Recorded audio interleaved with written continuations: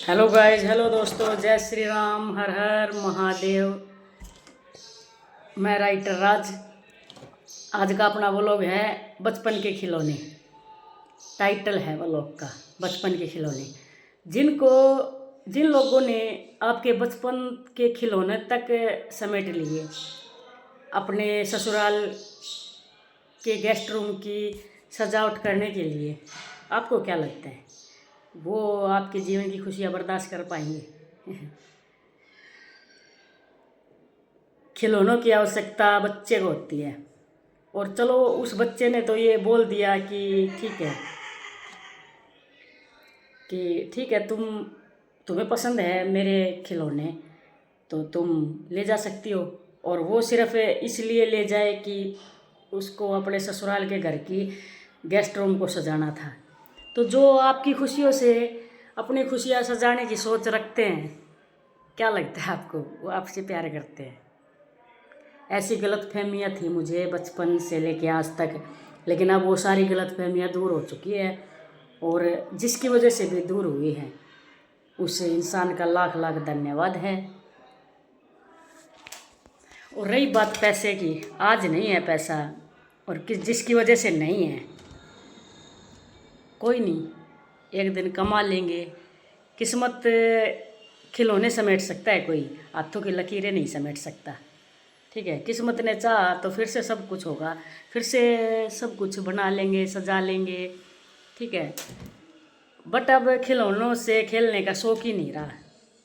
ठीक है, खिलौने अब ज़िंदगी जब खिलौना बन जाए ना, तो बाज़ार के खिलौनों से खेलने का शौक नहीं रहता इंसान को।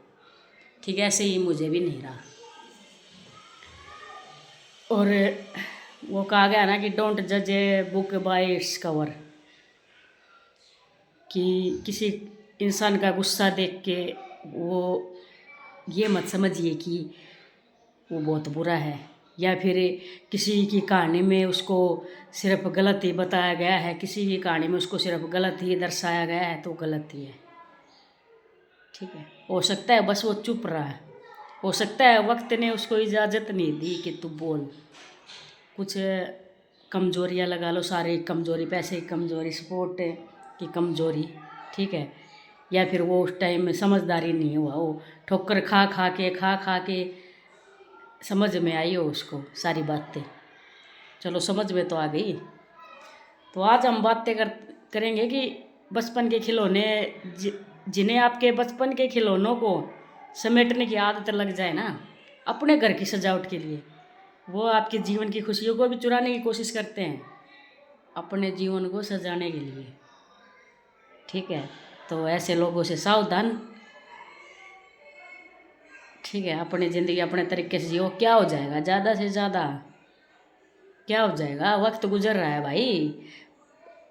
सच्चाई बताऊं तो मुझे है ना, कैमरा फेस करते हुए ना थोड़ा एजिटेशन फील होती थी कि पता नहीं मैं कैसे क्या कह पाऊँगा, नहीं कह पाऊँगा, अपने आप को किस तरीके से, मतलब मैं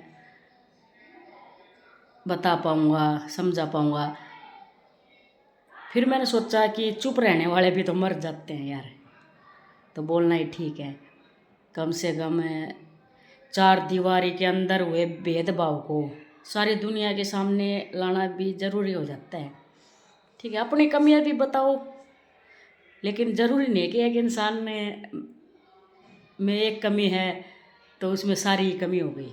किसी इंसान से एक गलती हो गई तो वो बिल्कुल ही बुरा है, वो तुम्हारी कहानी में बुरा है, तुम्हारे लिए बुरा है तो वो बुरा ही है। ऐसा नहीं होता है। ठीक है, ऐसा नहीं होता है। एक इंसान ये जताता है कि वो सिर्फ अच्छा है, उसमें सारी अच्छाइयाँ हैं। एक इंसान में कोई भी बुराई नहीं है और उसको बुरा बताया जा रहा है, बुरा बताया जा रहा है, क्योंकि एक तरफ वो कहता है कि भगवान है, एक तरफ उसको भगवान का डर भी नहीं है कि भगवान भी देख रहा है, तो इतना बोल रहा है, ऐसा बगैर सोचे समझे किसी को भी ब्लेम कर रहा है। तो क्या उस वक्त भगवान नहीं देखते हैं? तो इसी से रिलेटेड मैंने एक बुक लिखी है। बुक तो मैंने दो लिखी है, एक divorce girl fall in love with, और दूसरी है मेरी फेवरेट बुक यशोदा लाल, क्योंकि वो मेरी लाइफ से रिलेट करती है। यशोदा लाल जो स्टोरी है, और जिसका राइटर मैं खुद हूँ। और ये जो दोनों स्टोरी हैं इनको पब्लिश करवा सकता था मैं, बुक के में कन्वर्ट करवा सकता था, बट बुक में कन्वर्ट ना करवा के मैंने खुद सीरीज के अकॉर्डिंग पार्ट वाइज सुनाने का फ़ैसला लिया ऑन कैमरा। ठीक है, और ये स्टोरीज मैं आप सबको उस वक्त सुनाऊंगा, और उस वक्त ये स्टोरी मेरे चैनल पर आएगी पार्ट वाइज। सबसे पहले यशोदा लाल स्टोरी, यशोदा लाल स्टोरी के पार्ट उस वक्त मेरे चैनल पर आएंगे जिस वक्त मेरा चैनल ग्रो कर जाएगा, अच्छा खासा मेरे पास 4 पैसे हो जाएंगे, क्योंकि 4 पैसे होने ज़रूरी है भाई। आज मेरी जेब में पैसे नहीं है बहुत ज़्यादा, और 4 पैसे होने इसलिए ज़रूरी है कि कल को कोई मेरी कार के आगे 4 गुंडे खड़े कर दे तो उनका सामना करने के लिए, कल को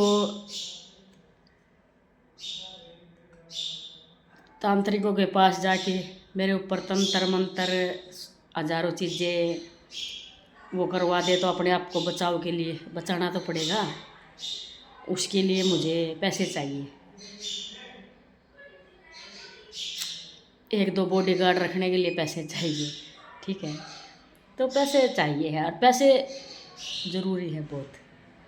मैं पहले ना, मतलब जो लोग मेरे को जानते हैं शुरू से, उन लोगों को पता है मैंने पैसे की कभी कदर नहीं की। ठीक है, पैसे को मैं कुछ समझा नहीं, मतलब इंसानियत से ज़्यादा नहीं समझा, रिश्तों से ज़्यादा समझा नहीं। ठीक है, यहीं पे शायद मैं गलत था। ठीक है, तो जब मेरे पास से अच्छे खासे पैसे हो जाएंगे, जब मेरा चैनल अच्छा खासा ग्रो कर जाएगा, 4 पैसे आने लग जाएंगे मेरे पास से, उस वक्त मैं ये जो मेरी लिखी हुई किताबें हैं उनके पार्ट लेके आऊँगा। लेकिन हाँ, एज इट इज़ नाम और जगह का नाम नहीं बताया जाएगा, कहानी के पात्र और जगह का नाम बदल दिया गया है, बाकी सेम स्टोरीज हैं, सेम स्टोरी है। जिस बंदे से जो बंदा जानता है ना वो रिलेट कर सकता है। ठीक है,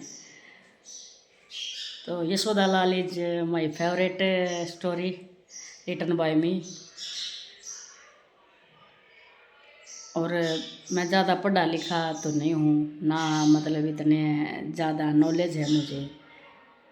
ठीक है, बट ये है कि ज़िंदगी ने सारे सबक सिखाए हैं। ज़िंदगी की पाठशाला में हर एक पन्ना मैंने बड़ी गौर से पढ़ा है और फिर लिखा भी है।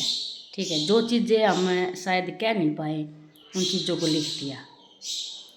और यशोदा लाल स्टोरी में वो सब कुछ है जिन लोगों को, आपको अगर घर में 100 रुपये मिल जाते थे ना, तो जिन लोगों को आप खुद का, आपके 100 रुपये, आपकी जेब के 100 रुपये खुद का हक लुट जाना लगता था, जबकि आपका भी उतना ही हक था उन चीज़ों पर आपका भी उतना ही हक था जितना वो जलन रखने वालों का।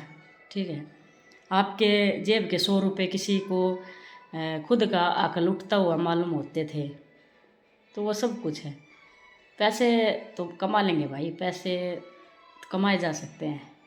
ठीक है, लेकिन कुछ चीज़ें हैं जो ये वक्त है, ये निकल रहा है, ये थोड़ी कमाया जा सकता है, जो निकल चुका है वो थोड़ी कमाया जा सकता है। तो मैंने, और हाँ, अनुभव मैंने एक लिखा था, 2 वर्ड थे कि मैं खाने का साधु और गंगा घाट का पापी। मैंने शराब हाथ में लेकर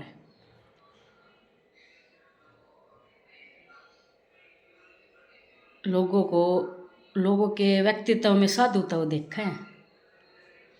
ठीक है, क्योंकि वो व्यक्तित्व से साधु है।